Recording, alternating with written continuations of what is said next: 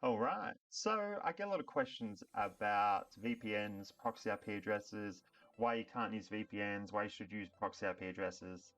And when I tell people you can't use VPNs, they get a little confused. Now, I can see how people that are new to the game will get confused when I say this because on the surface, VPNs and proxy IP addresses are essentially doing the same thing, right? They're giving you a different IP address to use to mask your own one. So I can see how when I say you must use a proxy IP address and not a VPN, you can see how that would be confusing. So I thought I'd make a video to explain why. Hey, I'm Bjorn Olsen from YourOFEmpire.com, owner of the OnlyFans Empire, an OnlyFans management agency managing girls in the top 1% from all over the world, completely remotely.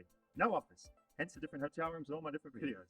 Check us out at YourOFEmpire.com or at YourOFEmpire on all major social media platforms. But for now, let's get back to the video. So I got ChatGPT to write up the explanation. So before we go through this, in this video, I'm going to show you how to get a proxy IP. I'm going to show you how to run it through an anti-detect web browser. And I'm going to show you how to check a fraud rating for a proxy IP address. All right. So if you want any of these, stick around. So for now, I will show you the difference between a VPN and a static proxy. This is what I'm talking about. So the primary difference between a static residential proxy IP address, note that I have specifically stated a static residential proxy IP address because this is what you want. Static means stay still and residential means house. So you want a proxy IP address that looks like it's coming from a house standing still. There are a lot of other proxy IP addresses like data center, mobile. You can also use mobile proxies. They're a lot more expensive. So we say use static residential. What else are there? There are rotating proxies. Rotating means bouncing around, so you don't want that either. There are some other ones. But the ones you want are static, residential, or if you're a baller, feel free to use mobile proxies. But why do that? So the primary difference between a static residential proxy IP address and a VPN lies in the way they route internet traffic. With a VPN, users connect to a server that encrypts their data and routes it through a shared IP address, often associated with multiple users, which can be flagged as risky by certain platforms. So what these VPN providers do is they say, here's a bunch of locations to choose from. Pick your country that you want to look like you are using the internet from.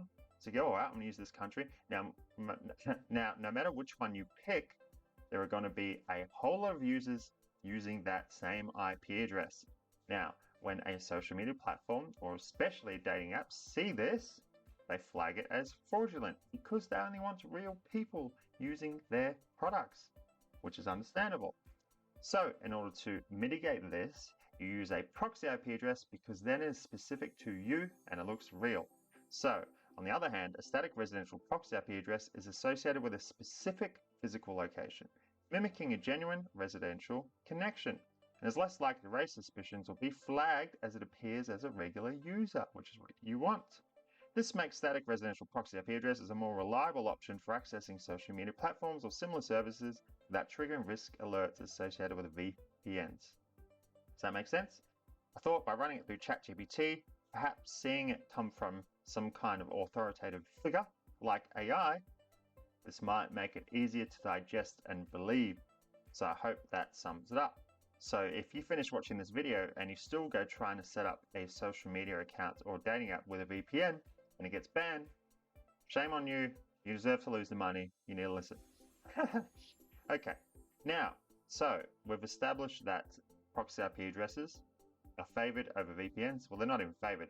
Proxy IP addresses are a must. VPNs are a no. So we've established that, all right? Now, how do we get proxy IP addresses? You're going to go to a provider. Now, there's a shitload of providers out there. IP Royal, one that we actually still have a lot of proxies with.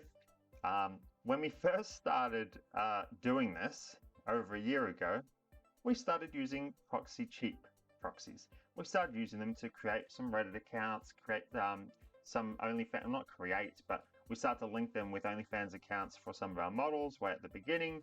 And we start to use them for social media accounts way at the beginning. That's all we use. We just use proxy cheap proxies because they seem good. We ran them through Scamalytics and they came up with, most of them, or some of them came up with low to medium fraud risks. And we're like, I should be right.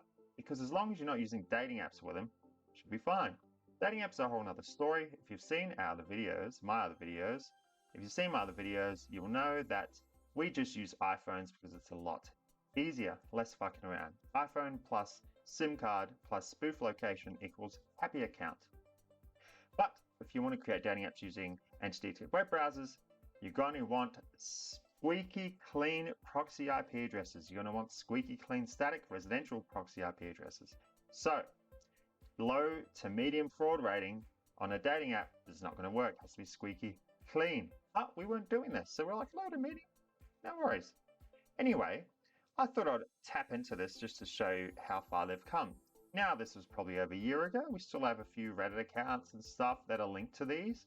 And let's show you the difference now, all right? So it's been about over a year, and let's have a look. So we're going to run this IP address through Scamalytics, and let's see what pops up now, eh? Boom. Very high risk, 100. Yeah, so what I'm guessing is that after we started using it, I'm not going to take credit for it, but around the time we started using it, I'm guessing a whole lot of other people started using this too. And now they are well known by all these platforms, and now look, boom, high fraud score, high fraud risk. So what I'm saying is when you're going to get an proxy IP address, just don't use them. I just open this as an example. And that's it. So I just want to make a short little video just to really hammer it home, because I could understand some of the confusion when I tried telling people you can't use a VPN, but you can use a static residential proxy. So if you go on YouTube and you go looking for how to set up dating apps and you see a guru showing how to set up dating apps and he mentions the word VPN, you know you can just exit the video because he's full of shit, because anyone that does this knows that does not work for the reason that ChatGPT mentioned, all right? So that's it. So I just wanted to make a quick little video, just really hammer it home, just to show you why you need proxy IP addresses, specifically static residential proxy IP addresses, and why VPNs are a no-no. Now, before I wrap up this video, it wouldn't be me if I don't go show you Empire Forums, all right? So the premium membership price is increasing when we get to 300 members, which happens to be about 16 members away at the time of this. Now, I'm not just trying to shill you a product. This is actually free to sign up and access. There's a lot of categories, specifically the ones that contain chatting scripts, our secret dating app methods, funnels, etc., all that juicy stuff. That does require the premium subscription. But I created this modeled on what I would have wanted when I was starting out, because I noticed a lot of these Telegram, Discord communities tend to just feel like Facebook. It just feels like a whole lot of ads and a whole lot of people trying to sell you stuff, a whole lot of noise and not much learning going on. So I built this, and this is what I would have wanted and would have needed when I was starting out. So if you like the video, go smash the like button, smash the subscribe button, and I'll see you on Empire Forums. Have a good day.